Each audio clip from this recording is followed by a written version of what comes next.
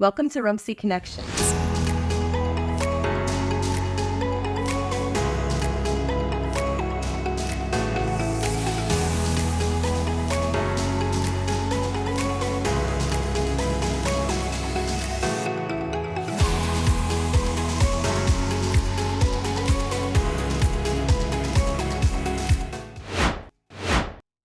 Welcome to RUMC Connections. My name is Meredith Gaskins, and we are joined today by Alex Lutz, the VP of Marketing and Public Relations. Hello. And our special guest of the day, Dr. Philip Otterbeck, who is the Chair of Medicine and the Chief of Endocrinology here at RUMC.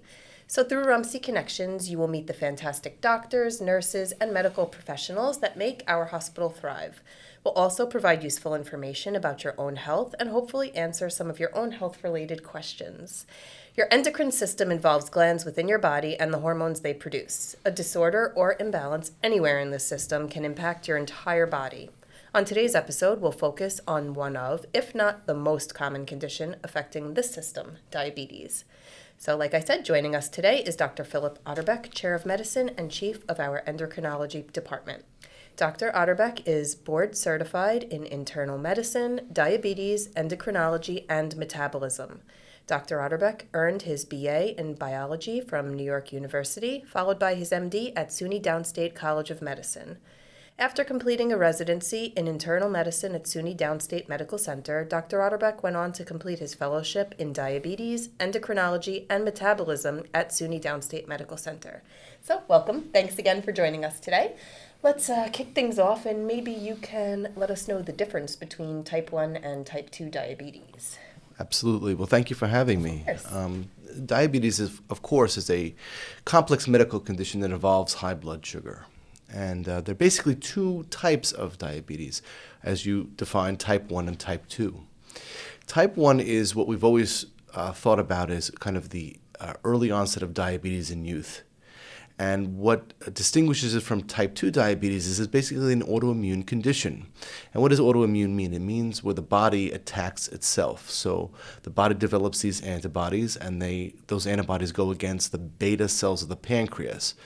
And the pancreas is the insulin-producing organ of the body. The antibodies bind to those and destroy the beta cells. The body no longer produces insulin, and thus those patients from a very early age get stuck on and have to be managed their glucose with insulin, typically with an insulin pump for the rest of their lives. Type 2 diabetes, in contrast, is a disease that we've always generally thought of as something that people develop over the course of their lives, generally as they've aged. And that's a consequence of being overweight, obesity, plus or minus genetic factors. And as people gain weight, they become insulin resistant, and their body no longer becomes able to make enough insulin to control the body's blood sugar. So we have a variety of ways of treating that with diet and exercise and, of course, medications that I'm sure we're going to get to as we talk. What's disturbing about the trend with type 2 diabetes is that we're starting to see this condition, which we had previously thought of as an adult onset, which is the old name for type 2 diabetes. We're seeing this earlier and earlier in childhood and teenage years for many of our patients. And of course, that sets patients up for medical problems as they age. Is it happening younger because of environmental, hereditary, lifestyle? Genetics are always there, but what's changing, of course, is our culture. And our culture is changing in the sense that things that we like to eat, the availability of particular foods is changing. And of course, we see in our population that people are getting heavier and heavier at an earlier age, and this goes along with our change in our approach. You know, as kids, we remember many of us our entertainment was going out and playing with our friends on the street, riding bikes, but a lot of the entertainment for younger folks now is centered around their telephones and their video games and the television and more activities that make our younger folks more inactive. And this leads to increasing weight, which then increases to the increased chance of developing diabetes. So it's something like this. We're becoming more of a sedentary culture.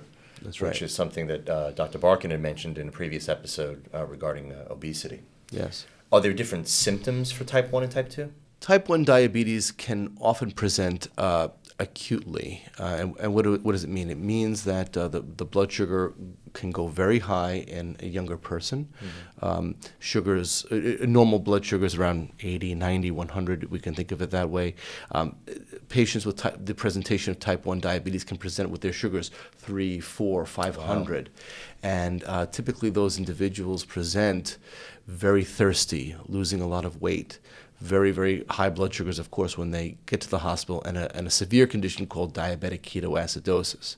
But these people will typically have lethargy, very tired, as I said, weight loss, a real acute and in some cases dangerous presentation.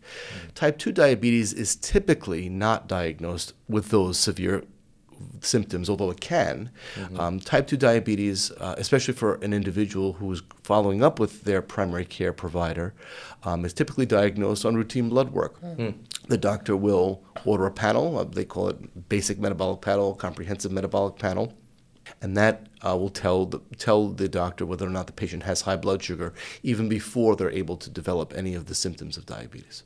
It's another reason to get your physicals. Yes. That's so right. what are some of the long-term complications of diabetes? So the long-term complications of diabetes, we kind of divide them scientifically into two main buckets, what we would define as micro and macrovascular complications of diabetes. And really, we have to think about what those are specifically. So the macrovascular complications you can think of as disease of the large vessels of the body. So that would be disease of your heart, the predisposition to stroke, that is, disease of the arteries of the brain, and as well as the disease of the arteries of the lower extremities or your legs. And all of us probably know many of our friends and family who have diabetes and have developed heart attacks, strokes, and potentially have lost their toes as a consequence of the blockages in those arteries. So those are what we call the macrovascular changes. The microvascular changes are a bit different. There are three main areas of the microvascular complications. One is retinopathy, neuropathy, and nephropathy. So we'll talk about what those mean. Neuropathy is a disease of the nervous system. So people that have diabetes tend to lose feeling in their toes, as an example. In more advanced cases, they can even lose feeling in their hands, right? So that's the nervous system, how diabetes affects the nervous system. In terms of retinopathy, diabetes is one of the leading causes of blindness, certainly in the United States and even worldwide. And diabetes affects the back of the eye, which is called the retina. And when the retina becomes damaged by diabetes, patients become blind, and they have to undergo many medical interventions to mitigate that risk and that risk of progression. So that's why it's so important to control diabetes as it relates to the eyes. And then lastly, the kidneys. Diabetes is one of the main causes of progression of kidney disease until dialysis, and so both in the United States and again and worldwide.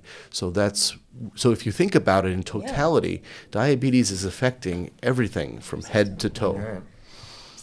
So type 1 diabetes, and I mean, I'm assuming for their lifestyle, it's important to have a very healthy lifestyle.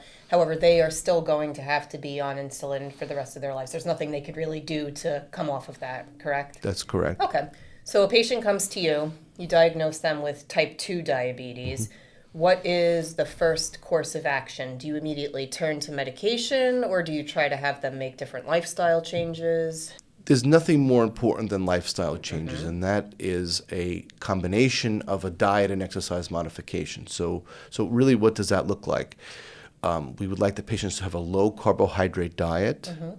Specifically, what that would look like is avoiding things that raise blood sugar, and specifically, and I always make a list for my patients, but pasta, bread, rice, cake, cookies, pretzels, potato chips, these kinds of things tend to raise blood sugar very significantly.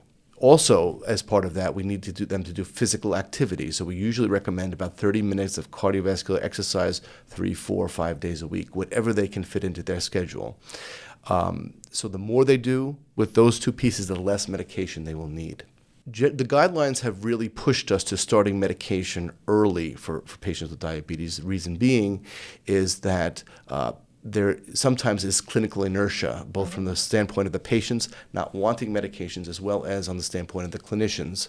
They give them a shot, work hard, watch your diet, exercise. And the problem is if the patients don't come back for their 3-month appointment or 6-month appointment, then time is lost. And a year might go by before you see that patient again. Consequently, the patient has had a year to develop a lot of the complications of diabetes. So what we do is we say, yes, we're going to start you on medications today, and maybe we'll be able to come off those medications if you successfully work on diet and exercise modification. So medicines are important. Diet and exercise is important. We usually do all of them as a group, and then a patient can be, in many cases, weaned off medication.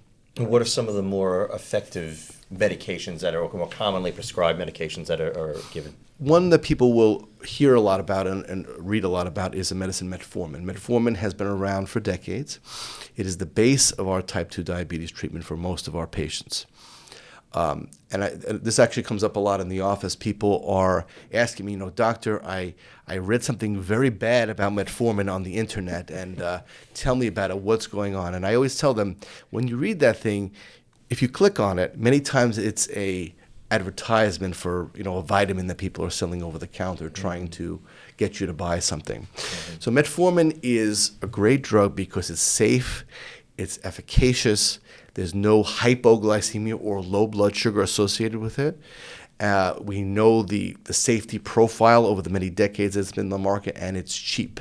So that's music, I'm sure, to a lot of patients' ears that do have some trouble affording their medications. So metformin is really the base of that. Now, what I do have to say, though, is we've had, over the course of the last decade, with the number of mechanistically novel agents that we have on the market to treat diabetes, has really exploded.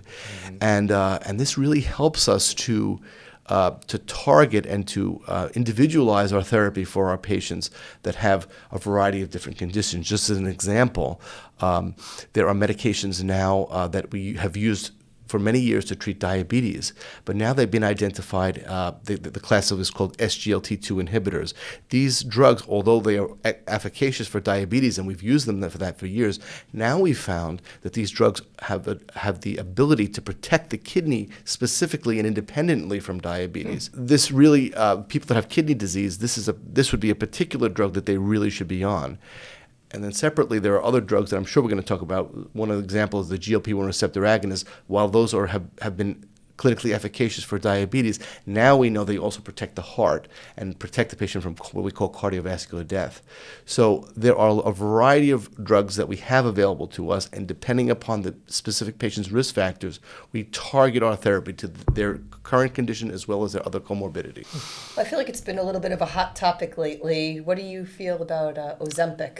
So Ozempic actually is part of a group of medicines that I just alluded to a minute ago called the GLP-1 receptor agonists. And these have been around, I would say, roughly a little over 15 years on the market, not Ozempic itself, but similar drugs. Yeah. Of course, they were studied clinically for about 5 years before that. So say roughly 20 years of clinical experience we have with this particular class of drugs. And I'm happy to say that not only are they clinically efficacious, but they are basically safe medications on the whole. As it relates to people with diabetes and those individuals that have heart disease or the high risk for heart disease, these drugs have the capacity to improve what we call the MACE endpoint, M-A-C-E. And the MACE endpoint is an aggregate of 3 things: non-fatal stroke, non-fatal heart attack, and cardiovascular death. And that MACE endpoint, these drugs have very strong evidence that they improve that MACE endpoint. So, and consequently, they're drugs that are very attractive to us and to the patients because they not only have the ability to lower their sugar, they also have the capacity to prevent all these other things. Ozempic recently has gotten a lot of press regarding its ability to help patients lose weight. And how do these drugs work? Well, they're binding to the receptors in the brain, in the hypothalamus, and the hypothalamus happens to be the appetite center of the brain. So in binding to that hypothalamus, it induces satiety or makes people feel full. Thus, they eat less. thus their sugars come down. We've known about this, for many, many years as we've used these drugs with our patients. But it has been recently identified by, I guess, the popular press that the ability to utilize these drugs in an off-label way simply for weight reduction. And to be honest, they are efficacious for weight reduction. So this did cause us a problem because we have many patients with diabetes on these drugs, and a lot of people, especially celebrities, were kind of supporting this use off-label, and thus the supply of the drug was not able to meet the needs of both the people taking it for weight reduction as well as diabetes. So it did cause us a bit of a problem this past around the Christmas time of 2022, when there was really a very short supply of these drugs, and in fact some of that is still residual. Although the supply has gotten better, there's still problems. The drugs themselves, though, there is a cousin of Ozempic, which is actually approved for weight loss. It's called Wegovy. It actually happens to be the same molecule called semaglutide in both the drugs, but one happens to be approved for diabetes, one happens to be approved for weight loss. We know that obesity, being overweight, has very significant consequences for people, and that increases their risk for heart disease, raises their blood pressure, raises their cholesterol, raises their blood sugar, predisposes them to diabetes. So being overweight is not a benign state. We do have to think about which are the right patients for whom we can give these kinds of drugs on label to help them lose weight, because in turn the hope would be preventing both the morbidity and the mortality increases that are associated with being obese. So I don't have problems. In fact, I support their use for obesity, but it has to be done for the right patient. And we have to get the support also from the insurance companies, which have not been so excited to pay for these medications. It has to be more broadly supported before it can be used more widely. Lastly, on this topic, I do have a concern about it in the sense that, as I mentioned, the drugs have been around for 20 years, studied for about 20 years. But I don't have data describing safety for 30 years and 40 years and 50 years. And if the plan is to start people in their 20s or 30s on these medications, what could be the long-range consequences of that? Don't have that data. No one has that data. And that's so when we do this, it is going to have to be a delicate balance of risks versus benefits for our patients. So either whether it's Ozempic, metformin, is Rybelsun's another one? That's like Ozempic, correct? It's very similar to Ozempic. Ozempic happens to be a once-weekly injection. Rybelsus is a once-daily pill. They're the same molecule, semaglutide, but one happens to be a pill, one happens to be a once-weekly injection. So it sounds like these are options that people have, but the bottom line is that if someone comes to you or you diagnose someone with diabetes, it's a lifestyle change. It can be devastating. It can be traumatic. A lot of times people are diagnosed with something and they immediately go to the worst case. How do you tell someone that they're diabetic, and how do you kind of get them to this is now what you have to do? It's a challenge. Now, I'm an endocrinologist. I'm a specialist. Usually, I'm seeing those patients after they've been evaluated and, in fact, treated by their primary care doctor. But of course, sometimes I get the patients earlier on in the course. And some people take the news very well, in the sense that they say, okay, this is what I have and this is what I have to do. But like any receipt of a medical diagnosis, some people take that news very differently. I have some patients that are devastated by this news. They want to do everything they can to prevent the need for progression. So a lot of people have attachments to this disease where mom or dad lost a toe or died or had a stroke, and they think about these the consequences of this condition, and they get very nervous about it.